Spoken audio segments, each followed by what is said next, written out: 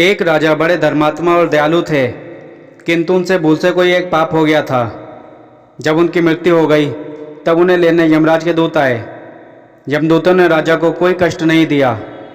यमराज ने उन्हें इतना ही कहा था कि वह राजा को आदरपूर्वक नरक के पास से आने वाले रास्ते से ले आवे। राजा की भूल से जो पाप हुआ था उसका इतना ही दंड था। यमराज के दूत राजा को लेकर जब नरक के पास पहुँचे तो नरक में पड़े प्राणियों के चीखने, चिल्लाने, रोने का शब्द सुनकर राजा का हृदय घबरा उठा। वह जल्दी जल्दी वहाँ से जाने लगे। इसी समय नरक में पड़े जीवों ने उनसे पुकार कर प्रार्थना की, महाराज आपका कल्याण हो, हम लोगों पर दया करके आप एक घड़ी यहाँ खड़े रहिए। आपके शरीर से लगकर जो हवा यहाँ आती है उसके लगने से हम लोगों की जलन और पीड़ा एकदम दूर हो जाती है। हमें इससे बड़ा सुख मिल रहा है। राजा ने उन नरक के जीवों की प्रार्थना सुनकर कहा, मित्रों, यदि मेरे यहाँ खड़े रहने से आप लोगों को सुख मिलता है तो मैं पत्थर की भांति अचल होकर यहीं खड़ा रहूँगा। मुझे यहाँ से अब आगे नहीं जाना है। यमदूतों ने राजा से कहा, आप तो धर्मात्मा हैं, आपके खड़े होने का यह स्थान नहीं है। आपके लिए तो स्वर्ग में बहुत उत्तम स्थान बनाए गए हैं। यह तो पापी जीवों के रहने का स्थान है। आप यहाँ से झटपट चलें। राजा ने कहा, मुझे स्वर्ग नहीं चाहिए।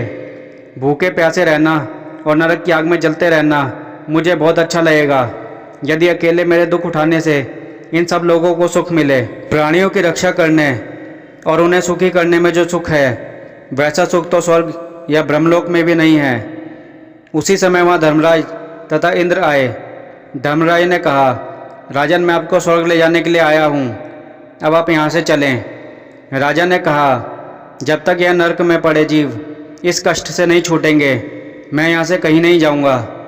धर्मराज बोले, यह सब पापी जीव हैं, इन्होंने कोई पुण्य नहीं किया है, यह नरक से कैसे छूट सकते हैं। राजा ने कहा, मैं अपना सब पुण्य इन सब लोगों को दान कर रहा हूँ, आप इन लोगों को स्वर्ग ले जाएं, इसके बदले मैं अकेले नरक में रहूँगा। राजा की बात सुनकर देवराज इंद्र ने कहा, आपके पुण्य को पाकर नरक के प्राणी दुखों से छूट गए हैं। देखिए, यह लोग सब स्वर्ग जा रहे हैं, अब आप भी स्वर्ग चलिए।